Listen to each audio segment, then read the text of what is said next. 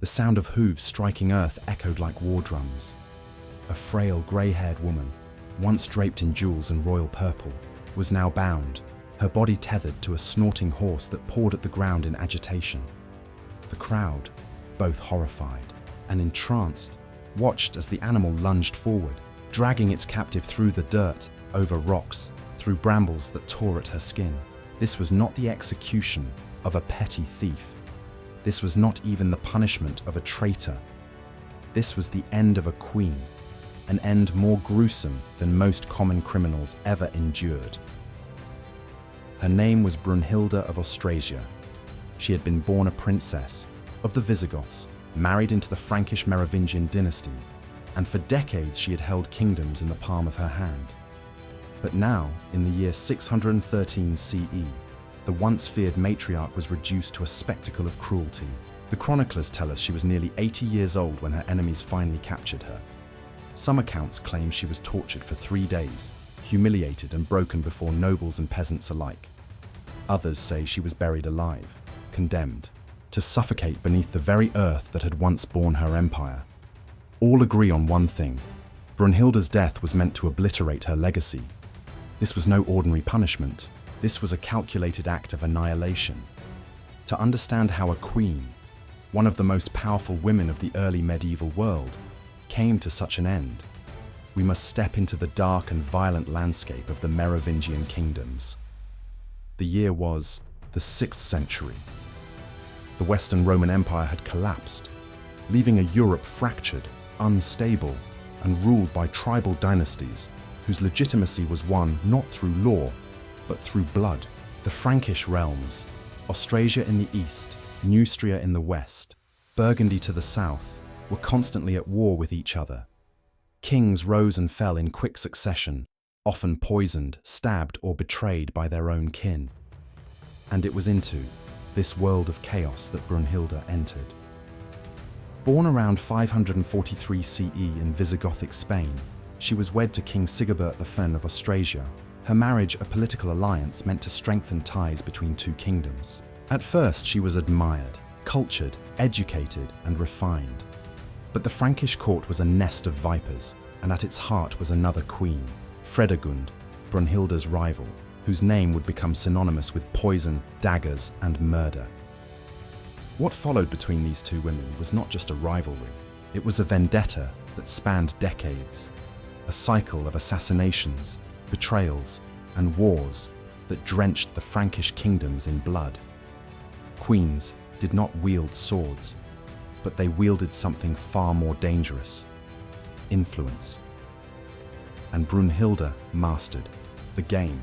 She ruled as regent for her young sons and later her grandsons, holding together the fragile machinery of Austrasia. She dictated royal policy, oversaw courts, forged alliances, and crushed her enemies with the same cold efficiency as any king. But power in the Merovingian world was fragile. Every act of authority created resentment. Every victory bred suspicion. And Brunhilda's reign, marked by ambition and vengeance, planted the seeds of her own destruction.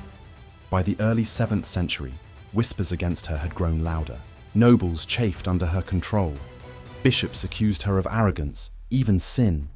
Chroniclers, writing under the influence of her enemies, painted her as a scheming, bloodthirsty witch who poisoned kings and seduced allies. Whether truth or propaganda, these accusations built a legend of a dangerous queen who had to be destroyed. And so, the stage was set. An aging queen who had outlived her husband, her enemies, even many of her children, found herself cornered at last. Betrayed not only by nobles but by her own descendants, the very bloodline she had fought to preserve. Brunhilda was delivered into the hands of her enemies. Her execution would not be swift. It would not be merciful. It would be a message carved into flesh and memory, that even queens could bleed, even matriarchs could be dragged into the dirt, even dynasties could devour themselves. This was not just the story of Brunhilda. This was the story of the Merovingian world itself, a world where power was survival, betrayal was currency, and the line between dynasty and executioner was razor thin. And yet, the true horror was still to come. Power in the world of the Merovingian Franks was never stable. It was a throne carved from quicksand. One step too far, one alliance broken, one dagger in the dark, and everything could collapse. For Brunhilda, power was not inherited and passively held. It was fought for, clawed from the hands of rivals, and sustained through sheer will. She was not content to sit silently in the background as a consort.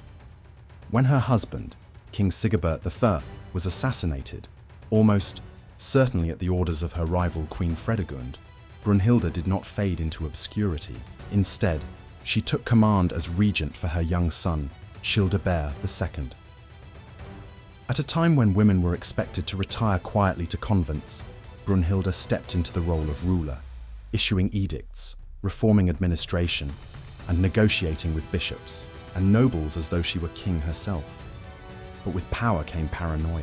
In the courts of Austrasia, everyone had daggers hidden behind their smiles. Every banquet could end with a poisoned cup. Every whispered oath could mask betrayal. Brunhilda understood this, and she ruled with equal parts intelligence and ruthlessness. Those who opposed her were stripped of titles, driven into exile, or executed. Her enemies spread stories that she had orchestrated assassinations, silenced opponents through poison, and used seduction as a weapon. Whether fact or slander, the image of Brunhilda as a dangerous, calculating queen began to take root. And yet, her strength also lay in her ability to wield fear as a political weapon. She knew that respect alone was not enough to keep rebellious dukes and counts in line. Terror was necessary. Tales spread of her sharp tongue in council, her unflinching punishments, and her refusal to forgive disloyalty. To those who crossed her, Brunhilda seemed less like a queen and more like an avenging fury. But fear is a blade that cuts both ways. While it bound some to her cause, it bred resentment among others. The nobles of Austrasia grew increasingly restless under her dominance, their loyalty wavering. They resented that a woman, and a foreign-born one at that, dared to wield authority over them. Each passing year, their envy hardened into rebellion. Her decades-long feud with Fredegund of Neustria only intensified this paranoia. Fredegund, cunning and equally ruthless, waged war not only with armies, but with assassins.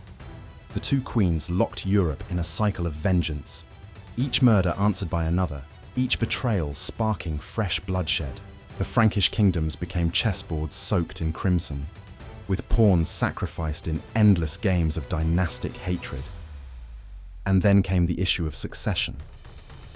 Brunhilda's obsession with preserving her dynasty pushed her deeper into the shadows of manipulation. She secured her grandsons on thrones, guided them as regent, and continued to wield authority through them. To the outside world, it seemed she could not let go of power. To her enemies, she appeared as a puppeteer, pulling the strings of child kings and manipulating the destiny of entire kingdoms. The more she clung to control, the more the whispers grew. She was unnatural, dangerous, a witch in the halls of royalty. These were not idle insults.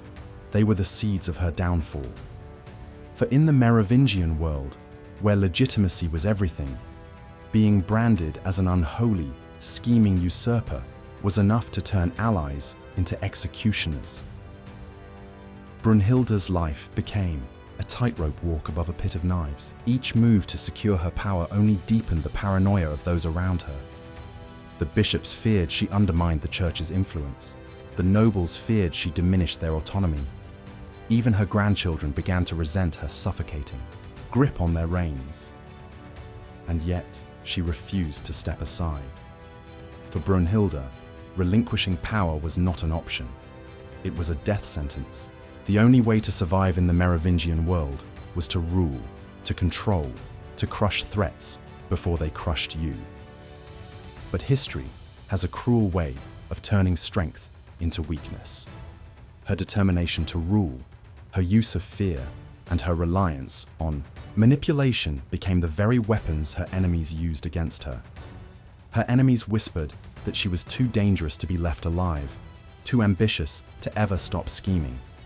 The queen, who had once commanded kings and armies, would soon discover that her greatest weapon, control, was slipping from her hands. And when it did, the horrors awaiting her would surpass even the darkest moments of her reign. Because in the world of the Merovingians, power was survival, and paranoia was the herald of death. And for Brunhilda, death was coming. The moment of reckoning came in the year 613 CE. After decades of ruling as queen, regent, and kingmaker, Brunhilda was finally betrayed, not by distant enemies, but by the very dynasty she had spent her life protecting. Her grandson, Sigebert II, had been placed on the throne with her guidance, but the nobles of Austrasia, weary of her dominance, turned against her. They defected to Clothar II of Neustria, the son of her old rival Fredegund.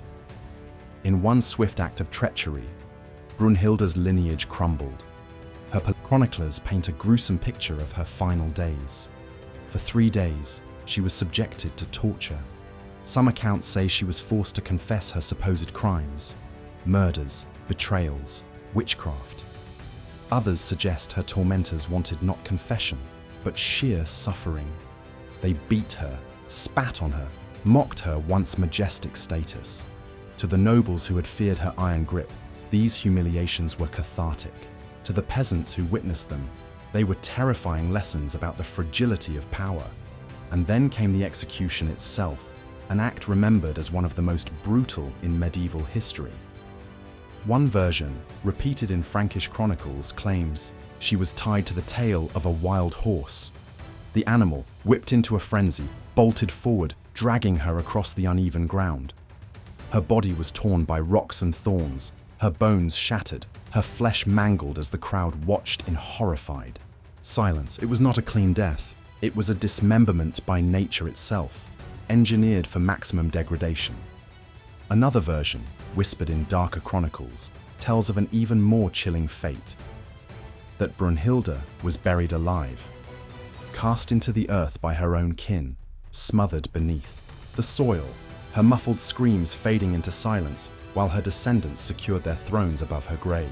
Whether fact or legend, this version of her death captured the medieval imagination, an image of a matriarch consumed not just by dirt, but by betrayal. What unites these accounts is the intent behind them. Her destruction was a performance. Her enemies wanted her end to be more than execution. They wanted it to be memory. They wanted to erase her dignity, obliterate her authority, and brand her name with terror. Imagine the scene. The air heavy with dust as the horse gallops, dragging her limp body like a rag doll. The nobles, once forced to bow before her, now smirking at her downfall. The peasants standing in uneasy silence, too afraid to cheer, too horrified to look away. And among them, her grandchildren, the blood of her blood, standing by as their grandmother was obliterated. It was not just her body they destroyed. It was her legacy. Her enemies spread stories of her cruelty, her supposed sins, her unnatural ambition. Chroniclers emphasized her downfall as divine justice, the punishment of a woman who overstepped her place. To medieval writers, Brunhilda became less a queen than a cautionary tale, a witch-like figure who dared to seize too much power and was consumed by it. And yet, beneath the propaganda, one fact remains clear.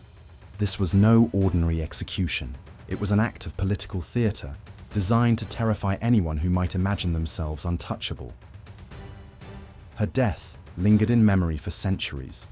The image of her shattered body, dragged through the dirt or buried in darkness, haunted the Frankish imagination. It was retold in whispers, etched into chronicles, and weaponized as propaganda by rulers who came after. Brunhilda's execution was not simply the end of a queen. It was the erasure of an entire chapter of Frankish politics. It was a public warning carved into flesh, that power is fleeting, that betrayal waits at every door, and that even queens, no matter how ruthless, no matter how powerful, can be brought low in the most horrifying ways imaginable. And as the dust settled on that dreadful day, one truth became undeniable. The dynasty she had fought to preserve had destroyed her, and in doing so, they ensured her name would live forever in infamy. But if the horror of her death was unforgettable, the machinery of betrayal that delivered her to that moment was even darker. For behind the spectacle lay a court riddled with secrets, conspiracies, and vendettas that had simmered for decades. Secrets that would consume not just Brunhilda, but the very foundations of the Merovingian world. And those secrets are what we turn to next. If Brunhilda's death was a spectacle of horror, the road to that moment was paved with whispered conspiracies, shifting alliances, and betrayals that festered in the shadows of the Frankish courts.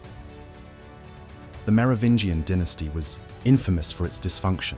Its kings were often little more than figureheads, prone to assassination, poisoning, and sudden accidents that almost always benefited someone else. Real power lay in the court, in the hands of ambitious nobles, cunning bishops, and queens, like Brunhilda, who understood that survival demanded both charm and cruelty. From the very beginning, Brunhilda's life in Francia was steeped in intrigue. She had been married to King Sigibert I of Austrasia in a bid to strengthen ties with her Visigothic homeland. But her sister, Galswintha, married King Chilperic IV of Neustria, and that union ended in blood. Galswintha was strangled in her bed, almost certainly on the orders of Chilperic's mistress Fredegund.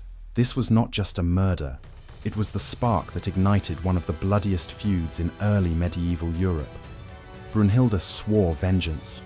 Her hatred of Fredegund became a personal war, one that consumed kingdoms. For decades, the two queens fought each other through assassination plots, arranged marriages, and outright war. Each court became a nest of spies and killers. Every child born into the dynasties was a pawn, every alliance sealed with suspicion. Brunhilda's influence grew as she became regent for her sons and later for her grandsons. She placed herself at the heart of government, issuing decrees, enforcing laws, even founding churches and monasteries to cement her authority. But her enemies twisted her reforms into propaganda. Bishops accused her of arrogance, whispering that her rule was unnatural. Nobles muttered that she overstepped her place. And every time a rival mysteriously died, the finger pointed back to her. In the shadows of the court, conspiracies grew. Some nobles sought to break free of her iron grip. Others plotted to replace her grandsons with more pliable rulers. Even within her own family, loyalty was uncertain. Her descendants, manipulated by ambitious advisors, began to resent her dominance. To them, she was less a grandmother and more a jailer, binding them with chains of obligation and control. The church too played a duplicitous role. While bishops depended on her patronage, many secretly despised her authority. To them, a woman who ruled like a man was dangerous, even heretical. They whispered against her, branding her sinful, accusing her of sorcery, painting her as a Jezebel who corrupted the natural order. In their sermons, they turned her feud with Fredegund into a moral lesson, two wicked queens dragging kingdoms into ruin with their lust for power. But perhaps the darkest intrigue of all came at the very end, when the nobles of Austrasia abandoned her. For years, Brunhilda had relied on the loyalty of aristocrats to secure her grandsons' thrones. She rewarded them with lands, privileges, and influence. But loyalty bought with favors is loyalty that can be sold again. When Clothar II of Neustria, son of her rival Fredegund, offered them better prospects, they switched sides without hesitation. The betrayal was total. Her army deserted her. Her allies delivered her into Clothar's hands. And worst of all, her own grandsons, whom she had raised, defended, and guided, stood by as she was condemned. Whether through fear, manipulation, or ambition, they allowed the woman who had secured their crowns to be destroyed. This was not just political collapse. This was dynastic cannibalism, blood turning against blood. A queen undone not by foreign invaders, but by her own flesh and blood. And so, when she was paraded before the nobles and condemned, the court erupted in a grotesque theatre of hypocrisy. The very men who had once bowed to her now spat accusations. She had murdered kings, seduced allies, poisoned rivals. They called her a usurper, a witch, a plague upon Francia. The trial was not about truth. It was about rewriting history. Her decades of governance, her reforms, her victories. They were erased in that moment, replaced with a single narrative. Brunhilda as a monstrous queen who deserved the most brutal of deaths. But behind the polished accusations and moral posturing lay the real truth. Her destruction was not about justice. It was about consolidation of power. By eliminating her, Clothar II secured the Frankish kingdoms under his rule. By demonizing her, the nobles absolved themselves of betrayal. By humiliating her, the bishops turned politics into a sermon against female authority. This was the true face of Merovingian politics. Alliances shifting like quicksand, family bonds broken by ambition, and power bought at the price of blood. Brunhilda's death was the culmination of decades of deceit, a court where loyalty was an illusion, and survival meant striking first. And yet, as her broken body was dragged away, the question remained. Was she truly the monster her enemies described? Or was she simply a woman who played the game of power too well, in a world that could never forgive her for it? What cannot be denied is this: the conspiracies that consumed Brunhilda did not die with her. They left scars on the Frankish kingdoms, reshaping politics and power for generations. And in the streets, among the common people, the image of her brutal execution would become both a warning and a nightmare. But if the courts had conspired to destroy her, the people themselves would carry the weight of her memory.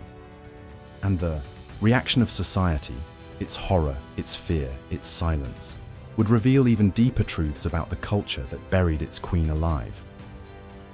When Brunhilda's broken body was finally cast down, the court declared justice had been served. But out for the common people, the peasants who tilled the soil, the villagers who huddled in fear as warbands passed through, the spectacle of a queen's destruction was almost incomprehensible. Monarchs were supposed to be God's chosen, untouchable, figures draped in sacred authority. To see Brunhilda tortured, mocked, and dragged to pieces was to witness the collapse of that illusion. If a queen could be humiliated so completely, what protection did ordinary people have against the cruelty of their lords? Some whispered of divine punishment. The church was quick to frame her downfall as a holy reckoning. Preachers declared that Brunhilda's sins, whether real or fabricated, had brought God's wrath upon her. They portrayed her as a Jezebel figure, consumed by pride, ambition, and lust for power. Her violent end, they said, was proof that no one, not even a queen, could defy the natural order without paying the price. But behind closed doors, others saw the event differently.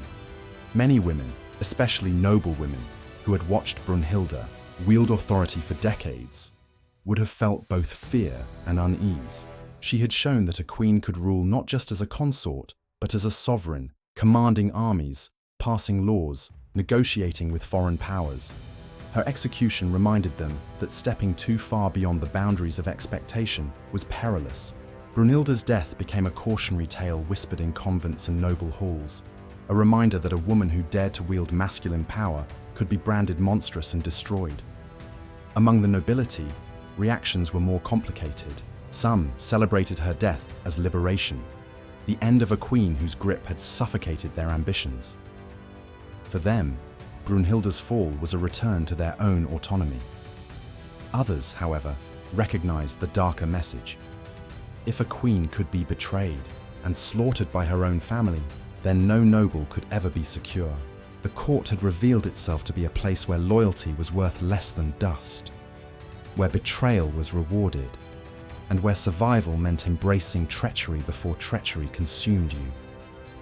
And yet, perhaps the most insidious impact was the way her story was rewritten. Chroniclers, most of them loyal to her enemies, demonized her memory. They painted her not as a reformer or protector of her dynasty, but as a schemer, a poisoner, a seductress who had warped the natural order of society. By branding her a sinner, They justified her execution and made her legacy a warning rather than a lesson. This rewriting of her life served a political purpose. It reinforced male dominance in Frankish society. The message was clear. Women who stepped outside their roles as wives and mothers would be punished. Queens could influence kings, but they could never be kings themselves. Brunhilda had dared to challenge that order, and so she was erased from history not as a ruler, but as a monster. And yet, the image of her gruesome end haunted the imagination of ordinary people. The execution was so extreme, so grotesque, that it slipped into legend. In taverns, peasants told stories of the queen torn apart by horses, her body dragged until nothing remained but rags of flesh. In monasteries, monks copied accounts that cast her as an example of divine justice. But in the spaces between official accounts and whispered tales, a question lingered. Was she truly guilty, or was her only crime the audacity to rule in a world that hated her for it? The cultural scar ran deeper still. After Brunhilda's death, queens across Europe saw their political power diminished. The memory of her downfall was wielded like a weapon, an unspoken threat that discouraged royal women from seeking the same authority she had claimed. Her story became less about her policies or reforms, and more about the horror of her destruction, a psychological boundary etched into the minds of future generations. For the Church, her death reinforced their authority. They had branded her fall as divine punishment, and the people believed it. In an age when suffering was often seen as the hand of God, Brunhilda's death became a sermon in itself, a tale told from the pulpit to warn against pride, ambition, and defiance of God's order. But for the people who had watched her dragged through the dirt, the lesson was not divine, it was earthly. It was the realization that power was an illusion, and that even a queen could be torn apart like an animal when ambition outweighed loyalty. The horror of Brunhilda's death seeped into every layer of Frankish society. For nobles, it was a warning. For women, it was a silencing. For peasants, it was terror. And for the Church, it was triumph. Yet history does not end with silence. The cruelty of Brunhilda's death and the conspiracies that led to it would spark something even darker, a turning point that revealed just how fragile the balance of power in the Merovingian world truly was. And it was at that turning point that the dynasty she had built and the bloodline she had defended would finally collapse into chaos. There are moments in history when a single betrayal, a single act of cowardice, seals a fate. For Brunhilda, that moment came not when her enemies surrounded her on the battlefield, but when her own bloodline, the very descendants she had fought to protect, abandoned her to death. For decades, she had lived by a simple truth. Power was survival. Her regencies, her manipulation of marriages, her iron grip on policy, all of it had been to ensure her dynasty endured. And yet, the very sons and grandsons she had raised to rule began to see her not as a protector, but as a prison. By the year 613 CE, Brunhilda was old, frail, but still unyielding. She ruled through her great-grandson, Sigebert II, effectively controlling Austrasia. To the nobles, she seemed immortal, a shadow stretching across generations. To her family, she was suffocating, unwilling to relinquish her throne, even as age withered her body. The stage was set for betrayal.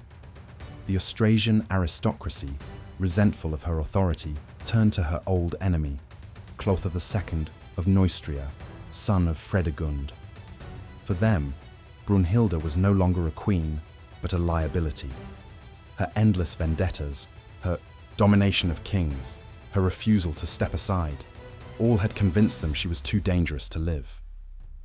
The turning point came when these nobles defected, dragging her family with them. They pledged allegiance to Clothar, handing him the keys to Austrasia in exchange for favor and survival. In a single stroke, Brunhilda's decades of power collapsed. Armies that had once marched in her name now marched against her. The queen, who had commanded kings, found herself isolated, betrayed, and utterly alone. The betrayal cut deepest at the hands of her own blood.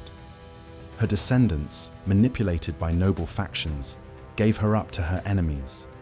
The image of a grandmother handed over to her executioners by her grandchildren is one of the most grotesque betrayals in medieval history. Whatever their motives, fear, ambition, or simple exhaustion, the result was the same. The dynasty she had built sacrificed her like an offering to appease their enemies. Captured near Lake Neuchâtel, Brunhilda must have understood, in that final moment of defeat, that everything she had fought for had turned to dust. Her family had abandoned her. Her nobles had sold her out. Her enemies held her life in their hands. For a queen who had spent her entire life controlling others, the realization that she was powerless must have been as agonizing as the tortures that followed. Her humiliation was absolute. Chroniclers tell us she was dragged before Clothar and denounced as a murderess, a poisoner, a usurper.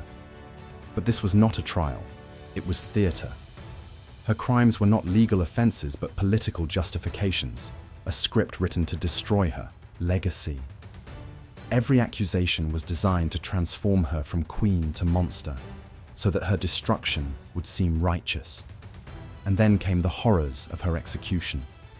Torture, degradation, the dragging of her body by a wild horse, or, in darker whispers, burial alive. The exact method hardly matters, for all versions share the same essence. Her death was slow, humiliating, and unforgettable. It was the moment when paranoia gave way to vengeance, when the machinery of betrayal claimed its prize. This was the turning point not just for Brunhilda, but for the Merovingian world. Her execution marked the consolidation of power under Clothar II. For the first time in decades, the Frankish kingdoms were united under a single ruler. Her death was not only a personal tragedy, but the erasure of a political era, the end of a queen who had defied every expectation and outlived nearly every enemy, until betrayal came from within her own bloodline. But the deeper turning point was psychological. Brunhilda's brutal end sent a chilling message to rulers across Europe. Power built on fear and manipulation could crumble overnight. No dynasty, no matter how strong, was safe from the corrosive power of betrayal. Her execution became a symbol, a warning etched in history that family ties meant nothing when crowns were at stake. For Brunhilda herself, the final collapse must have been torment. Imagine her, a woman who had faced down armies and rival queens, realizing in her last hours that her enemies had won not with swords, but with treachery. Her death was not just physical, it was the psychological shattering of a woman who had built her life on control, now forced to confront the reality that she controlled nothing. This was the true tragedy of Brunhilda. Not only that she died, horrifically, but that the very dynasty she had sacrificed everything to preserve, but the consequences of her death, political, cultural, and historical, would ripple far beyond her broken body. For her execution did not only mark the fall of a queen, it carved a scar into history, a scar that would shape the legacy of queenship, monarchy, and betrayal for centuries to come. When the dust of Brunhilda's execution settled, the Frankish world stood transformed. Her bloodied body had been destroyed, but her shadow lingered over Europe. Her death was not just the end of a queen, it was the end of an era. With Brunhilda gone, Clothar II stood triumphant. He inherited not just her territories, but the narrative of her downfall. For the first time in decades, the Frankish kingdoms, Neustria, Austrasia, and Burgundy, were united under a single crown. But this unity was soaked in blood, forged by betrayal, and sealed by one of the most brutal executions in medieval memory. The immediate consequence was the rewriting of Brunhilda's story. Chroniclers, most of whom wrote under Clothar's patronage, demonized her. They branded her as arrogant, murderous, and lustful. They compared her to Jezebel, the biblical queen destroyed for her sins. To them, she was not a stateswoman or reformer, but a cautionary tale, a woman who overstepped her role and paid for it with a horrific death. And yet, hidden beneath this propaganda were hints of another reality. Historians note that Brunhilda had introduced reforms in taxation, justice, sought to curb the abuses of powerful nobles, and attempted to strengthen royal authority. In some ways, she was ahead of her time, a ruler who tried to impose order in a world defined by chaos. But history rarely remembers nuance. The victors turned her achievements into sins, her ambition into monstrosity, her rule into tyranny. The psychological impact of her death was immense. For the nobility, it was a warning. If a queen of nearly 80 years, who had commanded kings and armies, could be betrayed and slaughtered, then no title and no dynasty was truly safe. Trust became an even rarer currency in the Frankish courts. Alliances were made, but always with daggers hidden behind smiles. For women of power, the lesson was harsher still. Brunhilda's execution marked a turning point in the perception of queenship. Her brutal death was used as proof that women should not wield authority directly. The church and nobility alike reinforced this idea, citing her as an example of the chaos that followed when a woman claimed a man's throne.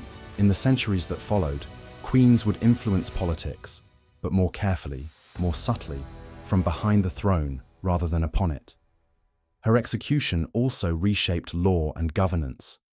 Clothar II, in consolidating his power, issued the Edict of Paris in 614, a landmark decree that sought to address some of the tensions between monarchy and nobility. Ironically, many of the reforms reflected the struggles Brunhilda had faced. Attempts to regulate power, reduce abuses, and restore order. But now, they were carried out under the name of her destroyer, not her own. Over time, Brunhilda became less a historical figure than a symbol. To her enemies, she was the embodiment of feminine ambition gone too far. To later rulers, she was a warning about the dangers of clinging too tightly to power. And to modern historians, she remains a paradox, both reformer and tyrant, both protector of her dynasty and the architect of its destruction. Her legacy, however, cannot be erased. She is remembered as one of the most powerful and controversial queens of the early Middle Ages. Few women before or after would wield as much direct authority in Francia. Few would shape the destiny of kingdoms so completely, and none would meet an end so savage.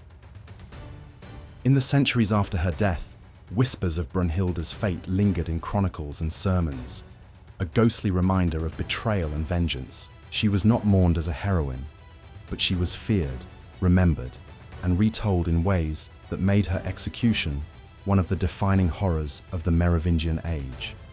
The lesson was clear. In the violent world of the 6th and 7th centuries, power was survival, but survival was temporary. And for Brunhilda, the dynasty she built and the empire she fought to hold had turned against her, leaving her not with glory, but with a legacy carved in cruelty. But her story does not end with her broken body. For even centuries later, her name still raises questions. Was she truly a monster, or was she simply too powerful for her time? And in that question lies the true weight of her legacy. Picture it one final time. An aged queen, her body broken, her dignity stripped away, dragged through the dirt or buried beneath the earth by the very bloodline she had sworn to protect. Her enemies jeered, her descendants looked on, and the crowd stood in horrified silence. This was not just execution, it was erasure, a deliberate act to destroy not only Brunhilda's body, but her memory, her authority, her very humanity. Yet, centuries later, her ghost lingers. We remember not the reforms she fought for, not the laws she sought to impose, but the image of her body shattered by who?